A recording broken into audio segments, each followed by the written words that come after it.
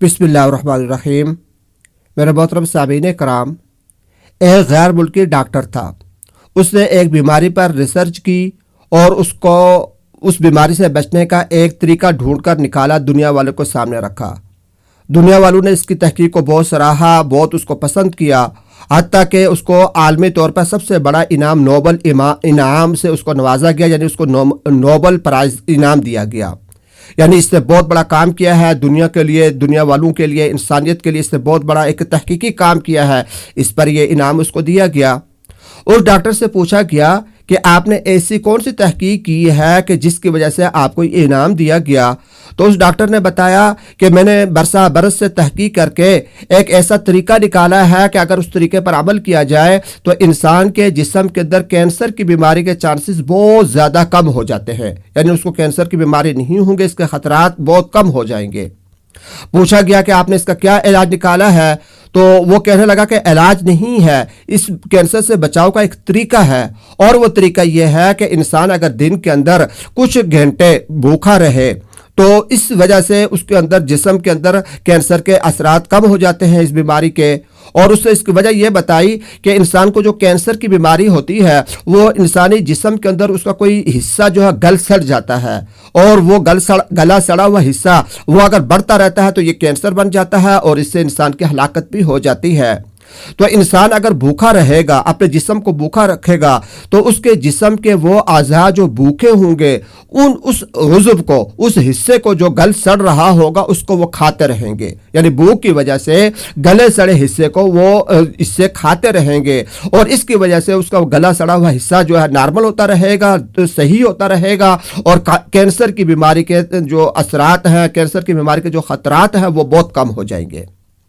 उससे पूछा गया कि भाई कितना अरसा भूखा रहना पड़ेगा, कितना वक्त। उसने कहा कि यही को दिन के अंदर 10 घंटे तक इंसान भूखा रहे तो ये फ़वाइद हासिल हो सकते हैं।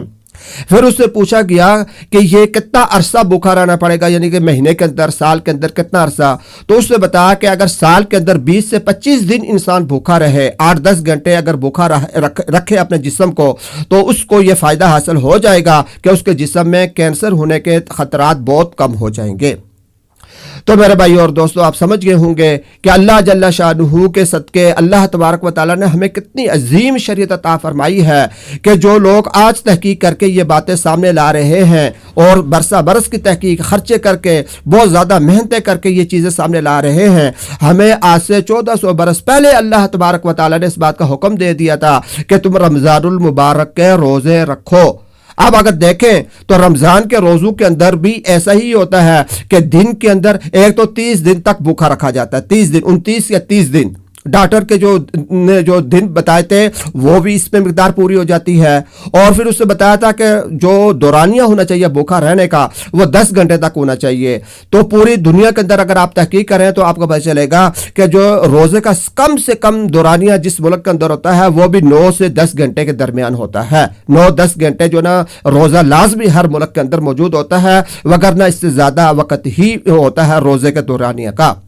तो अल्लाह जल्ला शानुहु ने हमें रोज़ा रखने का हुक्म दिया। तो रोज़ा जहां पर हम रखकर अल्लाह तबारक व तआला के रज़ा हासिल कर सकते हैं, तो ये हमें साइंस और तिब बताती है कि अगर इंसान रोज़े रखते रहेंगे, सिर्फ रमज़ानुल मुबारक के रोज़े रखेंगे, तो उसके जिस्म में कैंसर के असरात बहुत कम हो जाएंगे, कैंसर पैदा होने की इस बीमारी के ख़तरात बहुत कम हो जाएंगे।